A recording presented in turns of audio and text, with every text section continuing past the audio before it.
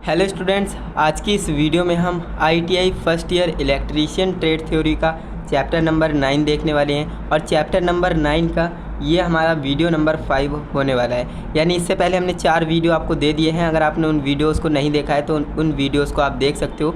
इस वीडियो के description box में मैंने प्लेलिस्ट का लिंक दिया है, उसे ओपन करके आप पिछले की जितनी भी क्लासेस आपसे मिस हुई हैं तो उन्हें आप देख सकते हो एंड अपनी पढ़ाई कर सकते हो। तो दोस्तों, आज की इस वीडियो में हम पढ़ने वाले हैं, जैसा कि आप जानते हो मैंने लास्ट क्लास में आपको क्या पढ़ाया था। लास्ट क्लास में मैंने आपको बता दिया था कि स्टार टू डेल्टा हम कैसे कन्वर्ट करते हैं। स्टार टू डेल्टा कनेक्शन का जो फार्मूला है वो हम कैसे क्रिएट करते हैं, पूरा कंसेप्ट मैंने आपको बताया था, देख सकते हैं। तो उस वीडियो को आप ज़रूर देखिएगा, आपका जो है सारा का सारा कंक्लूजन, जो भी डाउट है आपका, वो दूर हो जाएगा। एंड मैंने आपको एक न्यूमेरिकल भी कराया था जो कि दोनों मेथड से आपको कराया था, देख सकते हैं। दोनों मेथड से आंसर बिल्कुल सेम आए थे। तो जो भी आपके बुक में फार्मूला है उसे आप याद करेंगे, क्योंकि उससे बेस्ड ही आपके न्यूमेरिकल पूछे जाएंगे आपके एग्ज़ाम में। आज की इस वीडियो में आपके लिए एक क्वेश्चन लेकर के आया हूँ। इस क्वेश्चन को हम सॉल्व करेंगे, जो कि star to delta conversion formula होने वाला है। यानी उस पर बेस्ड हमारा एक क्वेश्चन है, तो इसे हम समझ लेते हैं, जिससे कि हमारा जो स्टार टू डेल्टा का कंसेप्ट है वो पूरा क्लियर हो जाए। क्योंकि इसके बाद मैं आपको डेल्टा टू स्टार बताने वाला हूँ, है ना। तो डेल्टा टू स्टार पढ़ने से पहले हम स्टार टू डेल्टा अच्छे से समझ लेते हैं, जिससे कि हमें इसमें आगे समस्या ना आए। तो देखिए क्वेश्चन हमारा क्या है। Given star network shown in a figure convert into equivalent delta network. अब यहाँ पर हमसे कह रहा है कि जो आपको फिगर दिया है इसको आपको करना क्या है, डेल्टा में कन्वर्ट करना है। तो यहाँ पर आप देखिए, ये हमारे पास क्या दे रखा है, एक स्टार कनेक्शन दे रखा है। ये हमने जो है डॉटेड लाइन से एज्यूम किया है, जो कि हमने मान लिया है। और आपको ऐसा करना भी है, क्योंकि ऐसे करने से चीज़ें आपको सरल लगने लगती हैं, सारी चीज़ें आपको समझ में आने लगती हैं। तो यहाँ पर आप देखिए, इसमें है क्या, आर वाई रजिस्टेंस है जिसका वैल्यू कितना दिया है, 9 ओम दिया है। आर एक्स रजिस्टेंस है जिसका वैल्यू कितना दिया है, 5 ओम दिया है। आर जेड रजिस्टेंस है जिसका वैल्यू कितना दिया है, 6 ओम दिया है। आपके सामने क्वेश्चन कुछ इसी तरह से एग्जाम में आएगा और आपको सॉल्व करना रहेगा। अब यहाँ पर आप देखिए, हमने ये दोनों पॉइंट्स को मिलाया, तो हमारा यहाँ पर एक रजिस्टेंस हमने मान लिया R3 है, यहाँ पर हमने मान लिया R1 है और यहाँ पर हमने मान लिया R2 रजिस्टेंस है। ऐसा हमने मान लिया। तो अब हमें करना क्या है, R1 रजिस्टेंस का वैल्यू फाइंड आउट करना है, R2 रजिस्टेंस का वैल्यू फाइंड आउट करना है और R3 रजिस्टेंस का हमें वैल्यू फाइंड आउट करना है। ये सारी चीज़ें आपको समझ में आ रही हैं, बिल्कुल आ रही होंगी। जो स्टूडेंट्स प्रीवियस क्लास को, यानी जो लास्ट क्लास पढ़ के आया है ना, उसे तो हलवा लगने वाली हैं ये चीज़ें। लेकिन जो स्टूडेंट्स रैंडमली वीडियोस को ओपन करके देखते हैं, मान लीजिए आपने प्रीवियस लेक्चर्स को नहीं देखा है, डायरेक्ट इस वीडियो पर आए हैं, तो कुछ भी आपको समझ में नहीं आएगा, है ना। आपके ऊपर से सारी चीज़ें जाएंगी।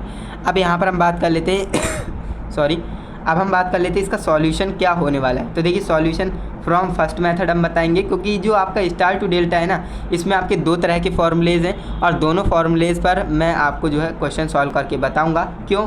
क्योंकि हो सकता है आपके बुक में कोई डिफरेंट तरह का फॉर्मूला हो, या फिर हो सकता है आपके बुक में डिफरेंट तरह का फॉर्मूला हो। क्योंकि दो तरह के फॉर्मूले हैं, तो दोनों फॉर्मूले आपकी बुक में नहीं होंगे, किसी एक तरह का होगा। तो टेंशन नहीं लेना है, मैं दोनों मेथड से आपको बताने वाला हूँ, जिससे कि दोनों तरह के स्टूडेंट्स कवर हो पाएँ। अब देखिए, फ्रॉम फर्स्ट मेथड की बात करें तो हमारा फॉर्मूला कैसा था, R1 बराबर, है ना, रेजिस्टेंस को हम जोड़ते थे और उनका ही मल्टीप्लिकेशन करते थे और नीचे क्या आता था, अपोजिट वाला आता था, है ना, यानी सामने वाला जो भी होता था तो वो आ जाता था।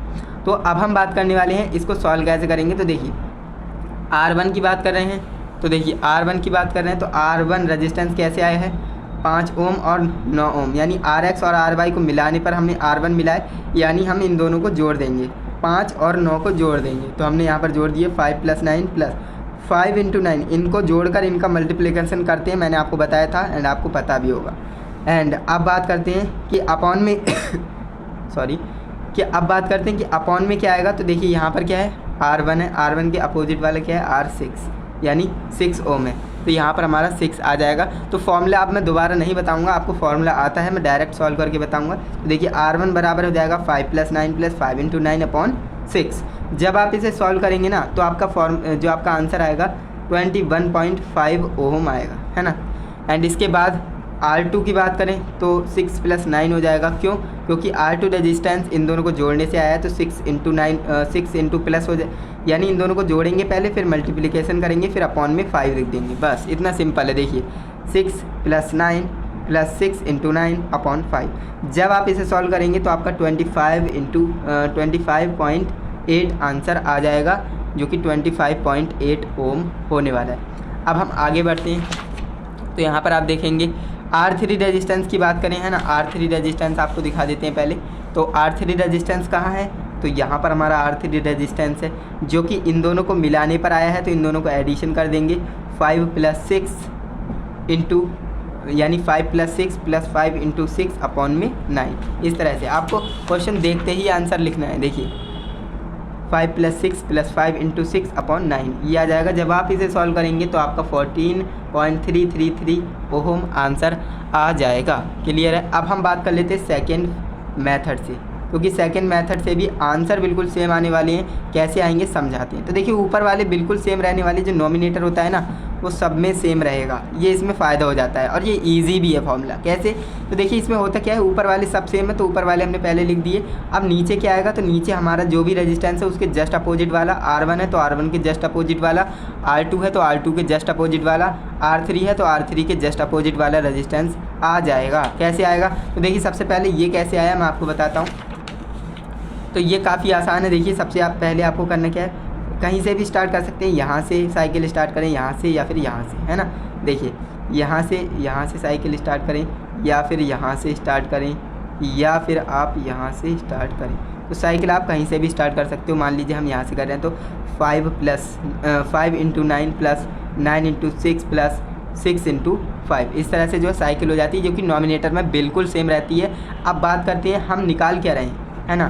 देखिए नॉमिनेटर तो हर किसी में सेम रहेगा जी, मैंने आपको बता दिया। अब बात कर रहे हैं निकाल क्या रहे हैं, तो R1 निकाल रहे हैं। तो R1 रेजिस्टेंस को हमें देखना है, ये हमारा R1 है। R1 के जस्ट सामने वाला रेजिस्टेंस कौन सा है, 6 है, तो 6 आपका बटे में आ जाएगा, सिंपल है ना। R2 है, R2 के जस्ट अपोजिट वाला 5 होगा, देख सकते हैं। R2 हमारा कहाँ पर है, ये है, इसके जस्ट अपोजिट वाला क्या है, 5 है, आपको समझ में आया होगा। एंड इसके बाद जो आपका R3 है, R3 के जस्ट अपोजिट वाला 9 होगा, तो आप देख सकते हैं R3 के जस्ट अपोजिट वाला 9 है। तो इस तरह से आप निकाल सकते हो, काफ़ी आसान फॉर्मूलेज हैं। एंड इन पर आपको करना क्या है, वैल्यू को रखना है। वैल्यू रख दी हमने, इसे जब आप सॉल्व करेंगे तो 21.5 ओम आंसर आएगा। जब आप R2 को सॉल्व करेंगे तो इसका आंसर आपका 25.8 ओम आंसर आएगा। जब आप R3 को सॉल्व करेंगे तो आपके पास 14.333 ओम आंसर आएगा। तो अब आप आंसर देखेंगे ना, तो देखिए हमारा जो सेकंड मेथड से R1 का आंसर आया है 21.5, और आप देखेंगे फर्स्ट मेथड से भी हमारा 21.5 आया है, और R2 का हमारा 25.8 ओम आया है। और यहाँ पर देखेंगे सेकंड मेथड से भी हमारा आंसर बिल्कुल सही आया है 25.8। एंड यहाँ पर आप देखेंगे R3 हमारा जो है फर्स्ट मेथड से क्या आया है 14.333 ओम। एंड यहाँ पर आप देखेंगे सेकंड मेथड से भी हमारा 14.333 ओम आंसर आया है। तो आंसर बिल्कुल सेम रहते हैं, कोई दिक्कत वाली बात नहीं है। बस आंसर कब चेंज होंगे, जब आप मिस्टेक करोगे। हो सकता है आप कोई मिस्टेक कर रहे हो तब आपके आंसर डिफरेंट आते हो, बाकी आंसर बिल्कुल सेम आते हैं, कोई दिक्कत वाली बात नहीं है। आपके बुक में जो भी फॉर्मूला है उसे आप याद करिए, रिवीजन करिए, कंसेप्ट को समझिए और क्वेश्चन प्रैक्टिस करिए। बस आपको इतना ही करना है। एंड आपका जो है कमांड हो जाएगी, ऐसी कमांड होगी ना कि आप कभी भूल ही नहीं पाएंगे इन चीज़ों को। तो जो मैंने आपको तरीका बताया है, जिस मेथड से मैंने आपको बताया है, उस मेथड को आप याद रखिएगा।